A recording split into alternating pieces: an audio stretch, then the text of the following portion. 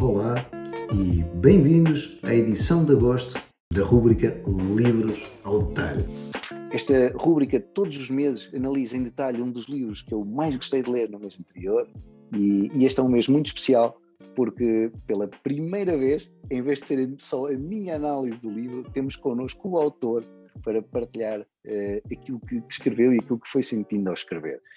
E este foi um livro muito especial. Vamos falar do Quantas Vidas Temos, do João da Silva. Temos aqui o João connosco. João, muito obrigado por teres aceito este convite e estar aqui connosco. Eu conheci o João numa palestra que fui ouvir dele. No final fui comprar o livro e o João deu-me o número de telefone dele, disse-me: Vasco, liga-me quando acabares de ler o livro para trocarmos uma ideia. E eu liguei não só para trocar uma ideia, como para convidar o João a estar presente nesta rúbrica, e o João aceitou logo. João, mais uma vez, muito obrigado e parabéns pelo livro e pelo teu processo que me inspirou e de que maneira. Que livro inspirador. Olá Vasco, obrigado pelo convite e devo dizer-te já, para começar a falar sobre essa situação, de ter dado o número de telefone, não é uma situação que eu faça sempre, mas o que eu peço sempre, ou melhor, eu não dou sempre o meu número de telefone, mas peço muitas vezes que as pessoas me contactem, porque eu entendo que a mensagem que o livro passa, e muitas das coisas que estão escritas no livro, são de certa forma impactantes.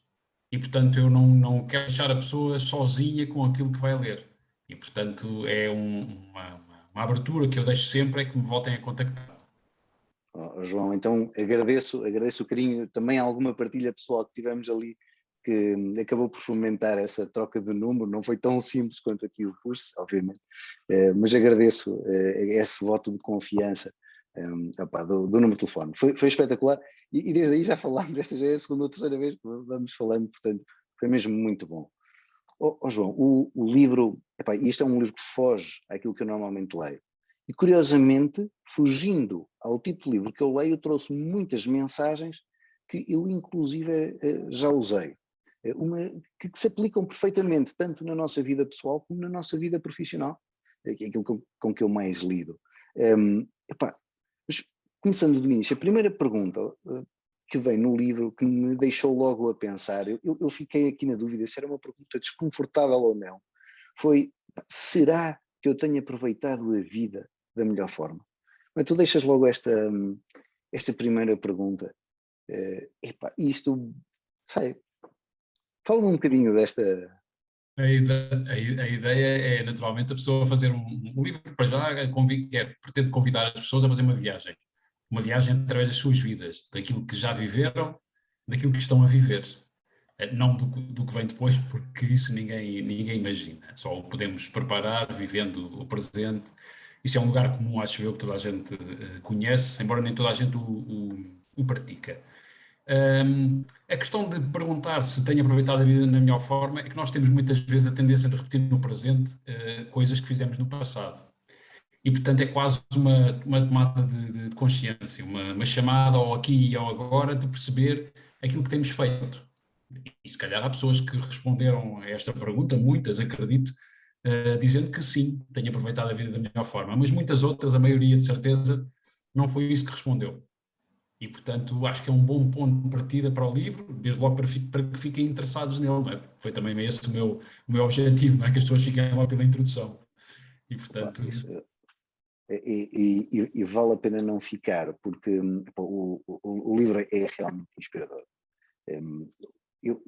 Logo a seguir a esta questão de se temos aproveitado a vida da melhor forma, tu contas uma história, é bastante o início do livro, a história do Berlim estragado e do teu amigo Zacarias, eu identifiquei-me muito, tenho falado muitas vezes, não usava esta história e agora tenho usado nas minhas formações esta tua história como metáfora para a maneira como nós encaramos aquilo que nos vai acontecendo na vida e cuja nossa tendência muitas vezes é amoar, em vez de perceber o que é que eu posso aprender com o que acabou de me acontecer. É amoar, é desistir.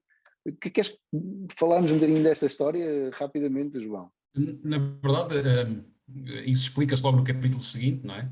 em que o título, salvo erro, é aceitar algo de bom para receitar algo de mau para receber algo de bom. E, portanto, esse título explica logo muito da mensagem dessa história.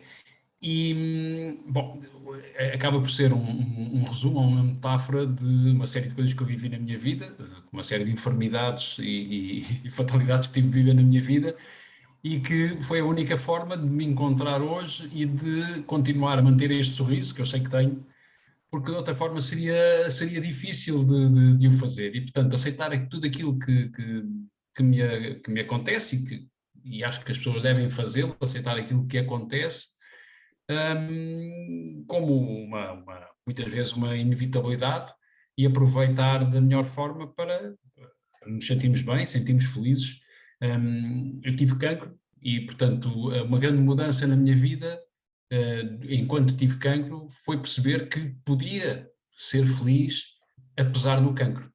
Não é uma descoberta fácil, e, portanto, não é uma coisa que se possa dizer a alguém: tens que descobrir uma forma de descobrir, de ser feliz apesar do cancro ou de outra enfermidade qualquer, ou uma fatalidade qualquer, quando se perde alguém de família, por exemplo, mas é um caminho, e esse caminho é muitas vezes para percorrer sozinho. Nós somos sobretudo seres sozinhos, não é? Que vivemos acompanhados, mas temos este mundinho na nossa cabeça, nós vivemos toda a vida dentro da nossa cabeça. E, portanto, é melhor que cuidemos desse espaço, e acho que essa forma é uma boa forma. Haverá outras, mas acho que é uma boa forma. Pronto, e esta história que é verídica, essa história aconteceu assim, não é? E eu fui recuperá-la para criar uma metáfora para essas coisas todas. Fica aqui como um saborzinho especial para recomendarmos o livro. Esta história realmente é uma maravilha. João, eu quero lançar-te aqui só um terceiro comentário e depois deixar-te divagar sobre quem é o João e sobre o livro, mas tenho de apontar este terceiro ponto que me marcou imenso. Em tua páginas tantas dizes que estar zangado é ser uma vítima. E tantas vezes nós, quando nos acontecem coisas más, zangamos-nos e temos muito mais tendência a culpar os outros e porque é a mim. Adorei esta frase. Essa situação, que era inclusivamente para ser o título do livro, posso partilhar isso, esse era para ser o título do livro, depois entretanto surgiu este título, é de certa forma uma reação minha às coisas más que acontecem. E, portanto, nós sentirmos afetados por aquilo que é mau é assumirmos uma condição de vitimização, quer dizer que estamos a ser vítimas de alguma coisa que aconteceu. Não estamos, as coisas acontecem e nós temos simplesmente que lidar com elas. Quer dizer, isto não está fácil para ninguém, não é? Toda a gente tem problemas na vida. Tu dizes um bocadinho mais à frente, eu até entendo que depois até possa ser um bocadinho difícil para as pessoas de ouvirem, mas nós estarmos zangados, esta vitimização, é uma forma de nós irmos buscar uma desculpa para não fazermos o que temos que fazer, ou encontrar maneira das pessoas validarem que nós podemos não ter que reagir porque realmente aconteceu-nos algo diferente. Sim. Algo diferente acontece-nos a todos, nos casos obviamente muito mais duros do que nós. Ser uma vítima e ficar quieto é, ao fim e ao cabo, uma situação muito confortável, não é? E é recompensadora, porque há pessoas que se alimentam de vitimização a vida toda, não é? Alguém que tem um problema de saúde, alguém que sei lá, qualquer coisa de mal que aconteceu, tem pessoas à volta, têm uma recompensa, não é? Que é o apoio de quem está à volta, sempre. Que se calhar, se não tivessem esse tipo de recompensa, as pessoas simplesmente a tratavam de forma normal. Há sempre um cuidado que todos nós temos para com alguém que sofreu determinada situação aborrecida. E, portanto, há sempre uma vitimização. Portanto, a vitimização acaba por ser muito apelativa. Daí que seja fácil, nós muitas vezes entregamos a isso. Eu vivi isso também, mais uma vez usando o exemplo do cancro, por exemplo, numa primeira fase era fácil. Posso dar o exemplo dos meus pais, por exemplo, naturalmente, que me tratavam com todo o cuidado. Eu já era adulto, já era pai de filho, etc., mas que me tratavam com imenso cuidado. E eu, naquela fase, numa fase difícil que tive, de muita frustração, muita revolta, se calhar descarregava nele, porque sabia que podia descarregar neles à vontade. No entanto, eu continuava a receber deles o mesmo carinho, a mesma atenção, todos os cuidados e etc. E, portanto, era muito confortável estar naquela condição. O difícil é depois nós escolhermos que não queremos ser aquela pessoa. E, naturalmente, quem está à nossa volta, quem gosta de nós, quer tratar-nos da mesma forma. Não é? Porque muitas vezes continua a ver-nos como uma vítima, não por mal, não é? Mas é normal, a gente vê alguém que tem uma doença, vê alguém que tem um problema grave e continua a querer tratar a pessoa com determinado carinho especial, muitas vezes nem é para a pessoa ser uma vítima, é para dar aquele apoio. E o que acontece, ou pelo menos que aconteceu comigo, e que acredito que aconteça com muita gente, é que nós próprios assumimos uma atitude um bocado arrogante, no bom sentido, de não querer ser essa vítima. E eu, a partir de determinada altura, comecei a querer impor-me e dizer, não preciso ser tratado assim. Eu tenho um cancro, mas isso não define quem eu sou, não define o que eu sou capaz de fazer. E, portanto, há que, não estamos a falar de super-heróis, estamos a falar de uma pessoa ser realista entre aquilo que consegue fazer e aquilo que não consegue fazer. E acho que isso é o mais importante na vida, quer que seja, no trabalho, nas relações, etc., é ser realista. E às vezes, e passando já do comentário para coisas que eu posso acrescentar ao livro, muitas vezes dizem-me que esse tremendo otimismo foi muito importante na doença, na hemodiálise, que fazer hemodiálise, no transplante renal, nessas coisas todas. Esse otimismo foi muito importante. Podem chamar-lhe otimismo, eu chamo-lhe realismo. Porque o realismo é o que me permite olhar para as coisas e perceber aquilo que eu posso fazer e ver as coisas como elas são. Uma doença é uma doença, uma perda é uma perda. E olhar para as coisas e lidar de acordo com aquilo que elas são, nem melhores nem piores do que são, ajuda-nos a ver com mais clareza, não é? Claro que é muito complicado às vezes, e eu não considero sequer que se consiga fazer essa distinção. Eu no livro acabo por abordar isso também, a distinção entre o emocional e o racional. Eu não acredito nisso. Naturalmente que nós somos sempre seres emocionais e seres racionais. Somos sempre isso, em tudo. Está completamente interligado. E, portanto, acho que uma boa coisa para uma boa palavra, ou uma boa forma para resumir tudo isso, essa ligação do emocional com o racional, é ser realista. E, portanto, entender que nós temos emoções, que ficamos afetados com as coisas, mas entender esse processo, de estar afetado ou não, de uma forma normal. Vou dar um exemplo muito breve e muito recente. Eu faço muito desporto. Já fui operado muitas vezes. Recentemente fui operado à vesícula. Uma operação normal, que nem sempre é indicativo para ser operado. No meu caso, tinha uma pedra enorme e tive de ser operado. A recuperação daquilo é chata, pronto, porque é chata sobretudo para quem gosta de fazer exercício, para quem gosta de estar no sofá, não é nada chata. Está tudo bem. E, portanto, foi para mim um bocado martirizante ter que passar aquilo. Se calhar comecei antes do que devia a fazer exercício. Conclusão, tenho um início de uma hérnia umbilical. Soube a notícia ontem. Penso que pode regredir ou não, mas claro, houve ali um momento em que eu fiquei afetado. Não é? Não vou dizer que andei a chorar pelos cantos, mas fiquei afetado. E pensei, ok, isto vai limitar-me, seja em termos de treino, seja se tiver que ser operado, em termos de recuperação e etc. Mas o que é que eu fiz? Fui pesquisar, fui perceber, falar com quem percebia também e perceber o que é que eu posso fazer agora e o que poderei fazer depois. Mas sobre o depois eu não falei muito, porque não sei mesmo o que é que vai acontecer. E, portanto... Esta é uma coisa interessante, nós depois conversámos até ao telefone sobre isto. É que esta história do... Seja o estar zangado é vitimizar-nos, seja a gente ter que olhar com o realismo, não só o otimismo, porque é preciso fazer alguma coisa, não é um patamar que se atinge e eu agora já ajo sempre assim, eu agora nunca me vitimizo, eu agora nunca me zango. Não, isto é um processo em que há dias em que eu recebo notícias, mesmo depois de já ter feito este processo, em que eu me vou zangar e preciso de, o que é que eu estou a fazer? Dar outra vez a volta à coisa e o que é que eu preciso de fazer para não entrar outra vez no Precisamente, quer dizer, as notícias ou as coisas que vêm perturbar a nossa vida não deixam de ser perturbadoras. Eu sinto é que com o avançar dos anos e com essa prática, de facto sou cada vez mais rápido a recuperar desses desânimos. E isso sim é um processo, mas também eu sei que tenho um historial, já agora para as pessoas perceberem o que é que estamos a falar. Eu tive cancro tive cancro 3 vezes, não é?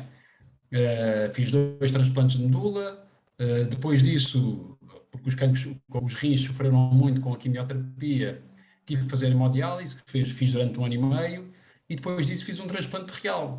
Portanto, estamos a falar aqui de várias reinvenções, não é? Vários recomeços, vários dissabores, também muitas alegrias e muitas vitórias, porque cada vez que isso foi avançando, tive que aprender a lidar com isso, sempre com a noção que tenho sempre, e que as pessoas às vezes falam comigo e dizem, você é um grande vencedor, essas coisas todas.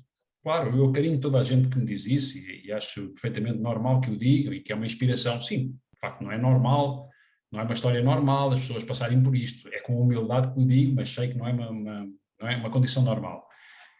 Mas eu só fiz aquilo que achava que era razoável na altura, que era eu que só queria sobreviver e ter uma vida normal. Essas duas coisas tiveram sempre na base daquilo que eu fui fazendo, umas vezes bem, outras vezes mal, umas vezes sentindo mais, outras vezes sentindo menos, mas isso acabou por moldar aquilo que eu sou, que também não era nada disto que aqui vês à tua frente. Era uma pessoa muito mais ansiosa, uma pessoa que não lidava com os problemas desta forma, se calhar como a maior parte das pessoas não lida, e que se calhar se afetava com o trânsito, não é? Ou com o facto de demorar não sei quanto tempo a chegar ao trabalho, ou com alguém que estacionou o carro em cima do passeio, eu não consigo passar. Pronto, são situações que hoje continuo a olhar para elas e continuo a achar que são erradas. Nós não perdemos a capacidade de juízo. Isso não acontece. E também há pessoas que falam comigo e acham que eu me tornei uma espécie de santidade. Eu não sou santo. Portanto, o juízo eu continuo a ter, mas deixaram de me afetar como afetavam, porque é aquela palavra que todos conhecemos, que é relativizar. Quando nos acontece alguma coisa importante, nós percebemos que há outras que têm que ser relativizadas. É interessante, aquilo que eu senti ao ler o livro foi, ok, estas coisas, estes sentimentos acabam por ser todos ampliados face às situações extremas que tu viveste. Eu partilhei contigo, não sei se as pessoas que nos estão a ouvir sabem, mas portanto a minha mãe acabou por ter um problema também similar e acabou por falecer com cancro, e obviamente que a gente sentir isto tudo tão perto amplia um bocadinho a maneira como vivemos estas situações. Agora, mesmo quem não tem este tipo de problemas tão graves, os nossos desafios do dia-a-dia são suficientes para a gente ter que lidar com isto. Os exemplos que tu estavas a dar, o tipo que estaciona mal o carro, o tipo que no trânsito que nos chateia. Mas como é que nós aprendemos ok, eu faço o meu juízo de valor, mas simplesmente aceito, eu não posso controlar a maneira como ele está a agir. Portanto, o que eu posso controlar é a maneira como eu me sinto sobre a forma como ele está a agir. E eu não me quero sentir zangado, quero me sentir bem, porque ele te leva a zanga com ele, não é? E eu quero continuar na minha, tudo bem, ele não fez bem, paciência. Isto não pode afetar a minha paz de espírito. Sim. A razão para isso também é que nós, naturalmente, estamos todos formatados, não é? com o mesmo tipo de vida. E acabamos por viver, a larga maioria de nós, em piloto automático, quer dizer, a pessoa sai de manhã, vai trabalhar, depois volta para casa, depois faz o jantar, depois deita aos filhos, depois vai para a cama, e o dia repete-se, não é? E são rotinas que se têm. Posso dar-te um exemplo, que é sempre uma coisa engraçada para quem quer escrever um livro, ou quem pretende fazer alguma coisa desse género. Este livro foi escrito entre dia 1 de agosto e 13 de novembro, salvo erro. Rápido. Portanto, agosto, setembro, outubro e novembro. Portanto, foram cerca de 4 meses para escrever este livro. E que eu sei que é pouco, não é um livro assim tão pequeno como isso, tem pensamentos bastante densos até, e foi escrito praticamente todos os dias, durante esse período, entre as 6 e as 8 da manhã. E, portanto, entra aqui também o capítulo da nossa disciplina, não é? Portanto, eu acordava todos os dias por volta de 4 para as 6 da manhã, sentava-me entre as 6 e as 8, trabalhava ininterruptamente. Uma meta que eu coloquei em mim próprio e que falei com a minha família, quando comecei a escrever o livro, foi: eu não vou permitir que este trabalho prejudique a nossa vida. Ou seja, vamos ter os fins de semana na mesma, eu não vou estar a escrever, não vou estar nada disso, porque eu sabia que ia ser publicado. Já tinha mostrado alguma coisa à Porta Editora e o livro já tinha o contrato assinado, e portanto eu tinha que o escrever. E disse-me, não vou permitir que isso prejudique a nossa vida familiar, então vou assumir aqui o compromisso de o fazer durante este tempo, Depois disso, às 8 da manhã, lá tomava o pequeno almoço e depois ia treinar, a seguir ia trabalhar e depois vinha para casa e não pegava mais nele. Pronto. Ou seja, fica também o exemplo de que é preciso disciplina. Agora, eu não sou disciplinado em tudo na minha vida. Não é? Às vezes a gente vende a ideia de que a disciplina é o segredo para isto e aquilo. Eu sempre fui disciplinado com uma coisa, com o treino. Isso sempre fui. Mas com uma série de outras coisas não fui, nem sou. E, portanto, eu escrevi um terceiro livro, por exemplo, que ainda não foi publicado, durante a pandemia. Opa, eu então candidato-me já a lê-lo assim que eu possa disponibilizar, porque eu adorei o que li. Durante a pandemia escrevi um terceiro livro e tinha também essa ambição de escrever todos os dias e de escrever de manhã e etc, etc. E não aconteceu. E demorou um ano a ser escrito. Pronto, nada mais. Foi o tempo que foi como foi, mas tinha também essa ambição de criar uma certa rotina. Mas aí entraram outros fatores, não é? A falta do contacto com as nossas famílias, com a própria rotina fez-me falta conseguir ter rotina. João, eu vou trabalho com alguma frequência a parte de gestão de tempo, com equipas, com as pessoas, e uma das coisas que nós pomos na gestão de tempo é ok, a gente implementa um sistema, mas permita-se descarrilar. Nós não queremos que a frustração de não cumprir com o nosso sistema seja maior do que a frustração de não fazer as coisas. Não podemos esquecer-nos disso. Portanto, permita-se descarrilar. Ter um sistema também nos acautela, se a gente descarrilar, o que é que sabemos? Como é que a seguir vamos mudar as coisas? Não está a funcionar assim, vamos tentar de outra maneira. Isto também é algo que a gente tem que passar às pessoas, porque muitas vezes fica essa ideia de então agora tenho que acordar sempre às 5:30 da manhã ou às 6 da manhã, isto tem que ser todo. Não, de vez em quando não. Eu não sei exatamente onde está no livro, mas sei que também que há uma parte que fala sobre essa aceitação equitativa entre o bom e o mau, entre o bonito e o feio, entre todos os contrários, porque é precisamente isso, tudo isso é vida, quer dizer, não há forma de fugirmos a isso. Isso é a vida, é o que nos rodeia, nós próprios somos seres completamente imperfeitos e se calhar seríamos muito mais felizes se não tivéssemos ego. Isso então aqui é uma grande chatice. O ego, ao mesmo tempo que nos prejudica, também nos ajuda para nos dar brilho, não é para a gente ter brilho em fazer as coisas. Portanto, a gente tem que entrar aqui no dosear o que é que... O equilíbrio do ego é bastante complicado. Sim, o equilíbrio do ego é mesmo isso. Opa. João, gostavas de deixar aqui uma mensagem final sobre o livro, para as pessoas que estão a ouvir este vídeo? Sim, como eu disse no início, e volto a repetir, porque o livro é uma descoberta.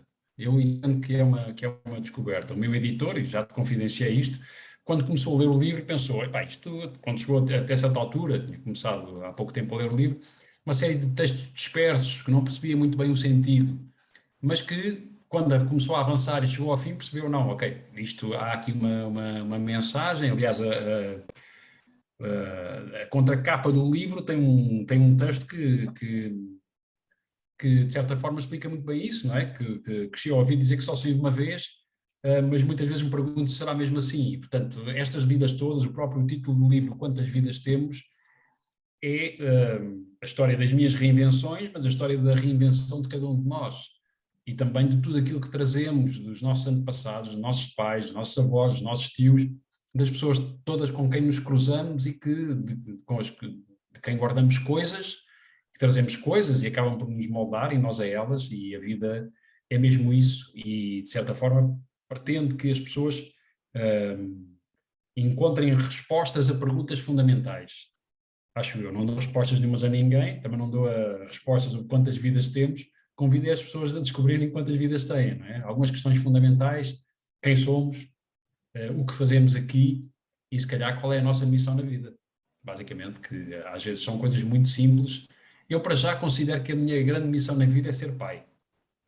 Acho que sou um ótimo pai. E quando olho para aquilo que já fiz, não é? E quando faço aquela pergunta a mim próprio, que faço muitas vezes, será que tenho aproveitado a vida da melhor forma? Tenho de certeza. Sobretudo depois de ter ficado doente, em que recusei-me em absoluto em viver uma vida em piloto automático e padronizar a segunda que ele consegue ir trabalhar e voltar à noite e só ver os filhos quando calha. Eu tenho um filho de 16 anos, não é? Pronto, viveu esse processo da minha doença, e tenho uma filha de 2 anos, portanto não viveu nada disso, e é quem tenho acompanhado de forma sistemática. E, portanto, quando olho para isso e tenho aproveitado a vida da melhor forma, com certeza que sim, sobretudo com os meus filhos. Opa, muito bem. Bom, João, muito obrigado por teres juntado aqui a nós. Muito obrigado por este carinho que me deste a mim, de dar o número de telefone e de trocarmos esta ideia. Vamos nos manter em contacto, até porque agora fiquei desejoso de ler o teu terceiro livro. Sabes que, graças a ter lido este livro, pus na minha rotina, eu normalmente leio 3 ou 4 livros por mês, e eram livros muito técnicos. Eu disse, não, vou pôr em todos os meses um livro de superação. E chegou-me hoje o livro que tu recomendaste, do João Garcia. Tu falas no livro do João Garcia, falas no João sim, Garcia. Sim. E eu já o mandei vir para setembro. Vou ler também um livro de uma viagem do Gonçalo Gilmata, que é um herdeiro, também um colega meu. E portanto, todos os meses agora vou ler um livro da história de alguém, porque acho que traz muito valor para nós crescermos, aprender uns com os outros. João, muito obrigado. Deixar o meu, há muitos textos e muita partilha que eu faço nas redes sociais, nomeadamente no Instagram, não é? E se posso deixar o meu endereço, que Podes, é claro que podes. João da Silva _. É só isto, é muito simples. Vou pedir que depois passe aqui em rodapé na edição do vídeo, e pomos também, obviamente, na partilha. João, obrigado muito a ti, gosto. Vasco, e obrigado a todos. Obrigado. Um abração, e a quem nos ouviu, aos nossos ouvintes, aos leitores, um grande abraço, boas leituras, deixem-nos as vossas sugestões, já sabem, sigam o João, vale a pena. Eu tenho seguido as tuas dicas, acho que são quase diárias, vais pondo partilhas, reflexões muito boas. Ainda hoje de manhã ouvi uma que estavas a fazer, excelente. João, um grande abraço, para os nossos leitores um abraço, boas leituras, e quem está de férias, boas férias.